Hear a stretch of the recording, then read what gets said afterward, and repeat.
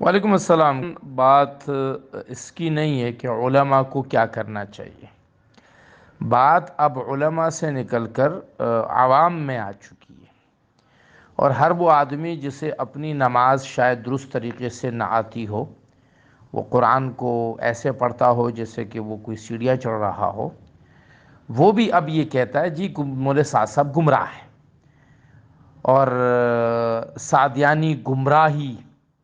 اور مولوی سعد کی گمراہی اور اس کی گمراہی اس کی گمراہی۔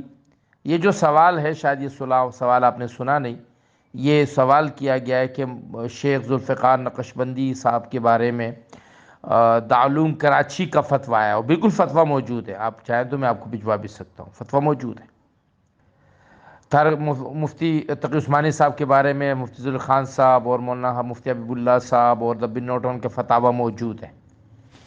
علماء کو کہیں ٹھیک ہے، ان کا کام ہے، ایک دوسرے کو کہتے رہیں گے۔ بات یہ ہے کہ میرا آپ جیسا ایک عام آدمی جو تبلیغ میں اس لیے جڑا ہے کہ میرا کام ہے میں اپنی اصلاح کروں، اور اپنی اصلاح کے ساتھ ساتھ دوسروں کی اصلاح کی فکر کو، اور جب ایسی بات آ جائے نا، لولا اس سمعتموہ، اللہ فرماتے ہیں جب ایسی باتیں تم لوگ سنا نا، فضول کی باتیں، بیکار باتیں، تو تم یہ کیا کہو، ما نتکلم بہذا، ہم اس بارے میں بات نہیں کریں گے۔